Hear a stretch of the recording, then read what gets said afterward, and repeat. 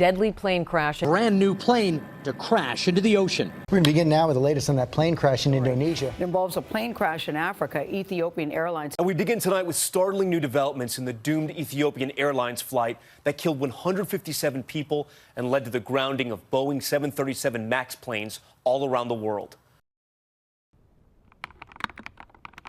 October 29th, 2018, Jakarta, Indonesia. Lion Air Flight 6, 10 disappears from radar just 13 minutes after takeoff. All 189 people on board are lost. Less than 5 months later, on March 10th, 2019, history repeats itself in Ethiopia. Ethiopian Airlines Flight 302 plunged into the ground minutes after leaving Addis Ababa. 157 lives gone, 2 brand new aircraft, the same model, the Boeing 737 MAX. To understand what went wrong, we have to look at the plane itself.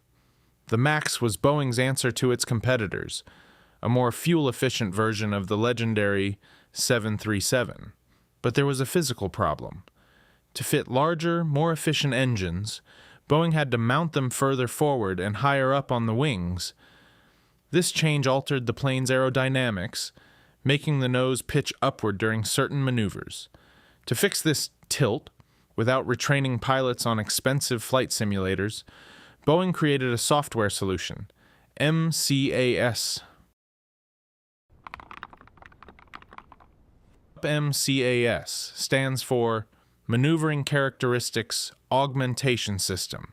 Its job was simple. If it sensed the nose was too high, it would automatically push it down. But the system was fundamentally flawed. It relied on just one single sensor.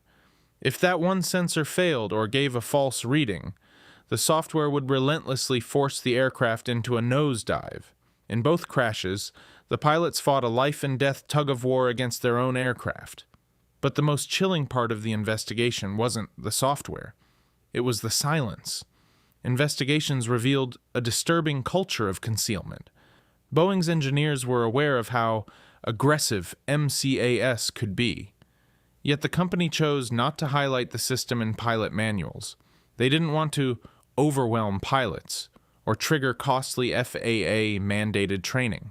In fact, Boeing only disclosed details about the MCAS system if specifically asked.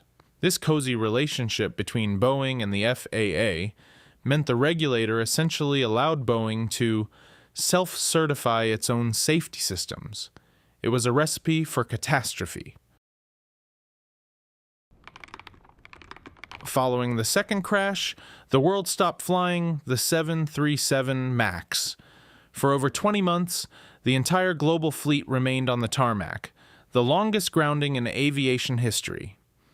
From 2019 to 2020, Boeing was forced to overhaul the software.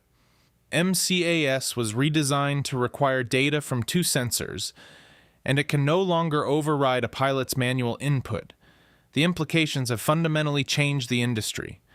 The delegation policy, where manufacturers certify themselves, has been strictly re-examined. New policies now mandate total transparency regarding flight control software and more rigorous pilot training for automated systems. The 737 MAX is back in the sky today, now considered one of the most scrutinized aircraft in history. But for the families of the 346 victims, the lesson came at an unthinkable price. It serves as a permanent reminder. In aviation, there is no room for shortcuts, and transparency is just as vital as the engines themselves. Safe flights are built on trust, and trust, once broken, takes years to rebuild.